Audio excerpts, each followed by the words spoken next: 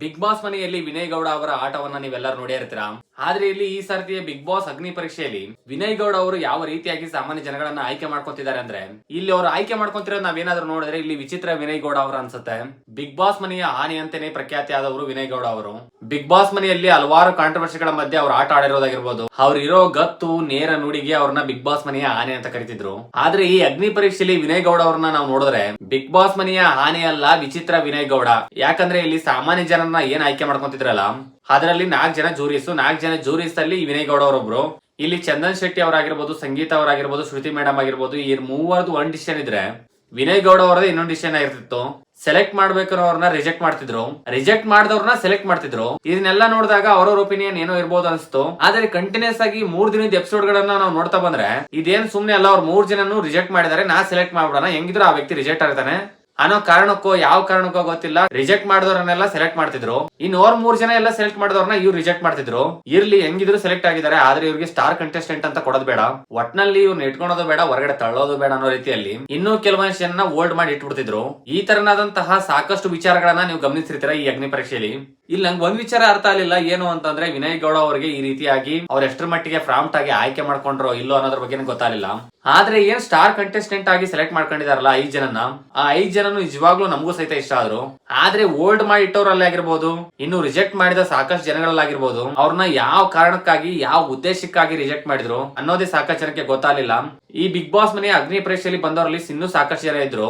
ಅದರಲ್ಲಿ ನಿಮ್ಗೆ ಗೊತ್ತಿದ್ದೇ ಇರುತ್ತೆ, JP ಜಯಪ್ರಕಾಶ್ ಅವರು ಸಹಿತ ಬಂದ್ರು. ಅವ್ರು ಜಸ್ಟ್ ಒಂದ್ ಕ್ಲಿಕ್ ಹಾಕ್ಬಿಟ್ಟು ಹೊರಗಡೆ ಕಳಿಸಿದ್ರು ಇವತ್ತಿನ ಎಪಿಸೋಡ್ ಅಲ್ಲಿ. ಬಿಗ್ ಬಾಸ್ ಮನೆಗೆ ಶ್ರುತಿ ಮೇಡಮ್ ಹೇಳ್ತಾರೆ ಇಲ್ಲಿ JP ಅವರಿಗೆ ಬಿಗ್ ಬಾಸ್ ಮನೆಗೆ ಇದು ಸಾಕಾಗಲ್ಲ, ಇನ್ನಷ್ಟು ಬೇಕಾಗುತ್ತೆ ಅಂತ.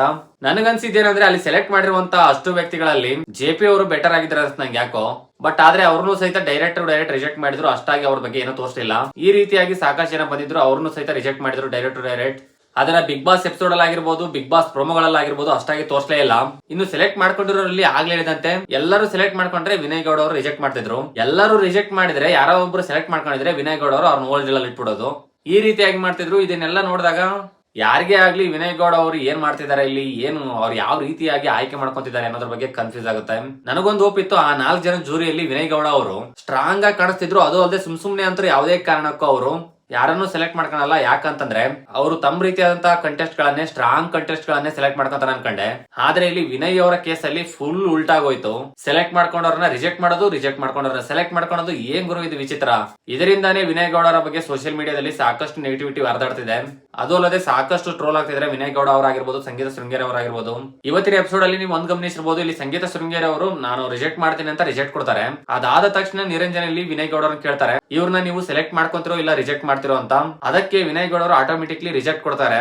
ಇಲ್ಲ ಸಂಗೀತ ಶೃಂಗೇರಿ ಅವರು ಸೆಲೆಕ್ಟ್ ಮಾಡಿದ್ರೆ ವಿನಯ್ ಗೌಡ ರಿಜೆಕ್ಟ್ ಮಾಡ್ತಾರೋ ಅಂತ ಗೊತ್ತಾಗಲಿಲ್ಲ. ಆದ್ರೆ ಈ ರೀತಿಯಾದಂತಹ ಕೆಲವೊಂದಿಷ್ಟು ವಿಚಾರಗಳು ನಡೆದವು ಜೂರಿಯಲ್ಲಿ. ಇನ್ನು ಚಂದನ್ ಶೆಟ್ಟಿ ಅವ್ರ ಬಗ್ಗೆ ಮತ್ತು ಶ್ರುತಿ ಮೇಡಮ್ ಬಗ್ಗೆ ಮಾತಾಡ್ಬೇಕಂದ್ರೆ, ಇಲ್ಲಿ ಚಂದನ್ ಶೆಟ್ಟಿ ಅವರಂತೂ ಓವರ್ ಆಲ್ ನಂಗನ್ಸಿ ಮಟ್ಟಿಗೆ ಸ್ವಲ್ಪ ಸೈಲೆಂಟ್ ಆಗೇ ಇದ್ರಿ ಈ ಸರ್ತಿ. ಇಲ್ಲಿ ಸೈಲೆಂಟ್ ಆಗಿರೋದು ಹೊತ್ತು ಮೇನ್ ಆಗಿ ಜೂರಿಯಾಗಿ ಕಂಡು ಬಂದಿದ್ ನಮ್ಗೆ ಮತ್ತೆ ವಿನಯ್ ಗೌಡ ಅವರು, ಸಂಗೀತ ಶೃಂಗೇರಿ ಅವರು.